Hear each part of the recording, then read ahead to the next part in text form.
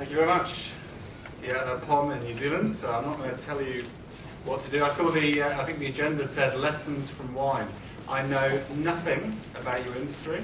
I would never try and give you lessons, but I would certainly try and explain what we've done and why we've done it. And maybe in the discussion afterwards, there's going to be, there may be some parallels. I'm not sure.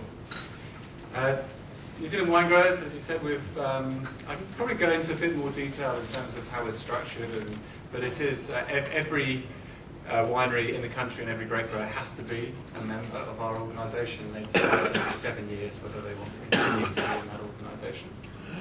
I've got the graveyard slot, so I will be showing a little video just to pep you up. Really sorry, I didn't bring any wine. Sorry, see you man. That's right. That's right. But I'm really pleased to be in the stadium. Wasn't that great on Saturday? We had Ryan Nelson came into the office yesterday. He's launching a wine brand in the UK scene, so we're going to help him do that. And apparently they just finished partying yesterday morning at 6 o'clock. Which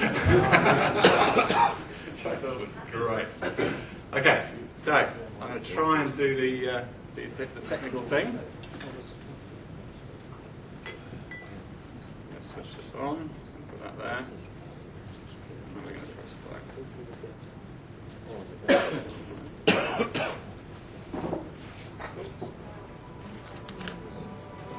Lights.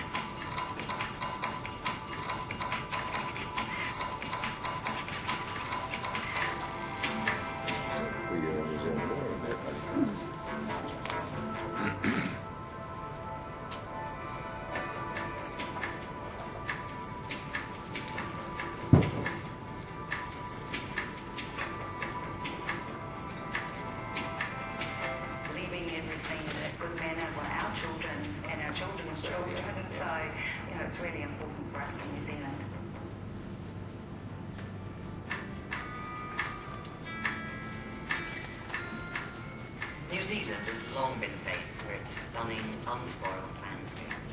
Equal to international acclaim for its beauty is that of its fine wine.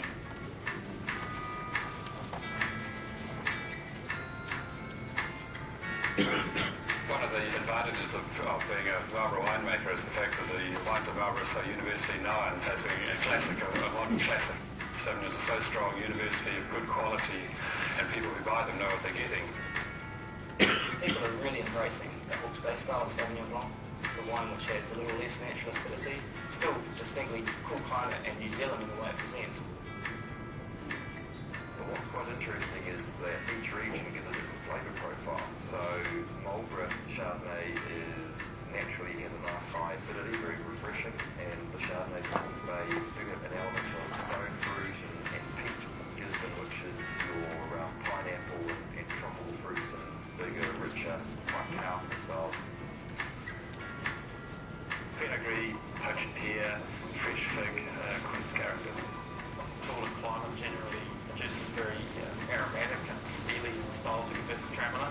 As you move up through the country, you're seeing warmer, more generous style. We can make Rieslings from a very dry, austere style through to luscious, sweet dessert wines. And it certainly is more consistent and gets more interested and gives more regional aspects to any other country producing terroir outside of France. Down in the deep south and central Otago, the wines are very fruit-driven. They have lovely raspberry characters. The Marlborough Pinot Noir is typified, I suppose, by the generosity of its colour structure. There is quite a clear Martin expression, almost a savoury element, especially as they age. We're using Bordeaux grape varieties grown in sites not too dissimilar from Bordeaux with the same climatic conditions and so forth. And yet the wines, I think, first and foremost tasted New Zealand. They tasted the youth and the landscape, and they're so much more fruity than the comparable wines from, say, the old world.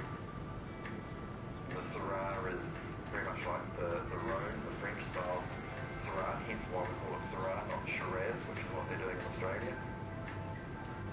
A New Zealand wine, which is distinctly different to anything else the world can offer, and people are really into it.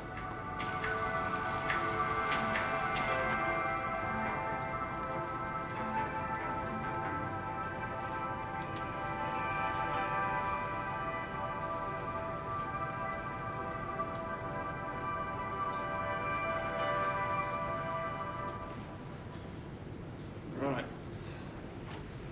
What a beautiful country we live in. Isn't that fantastic?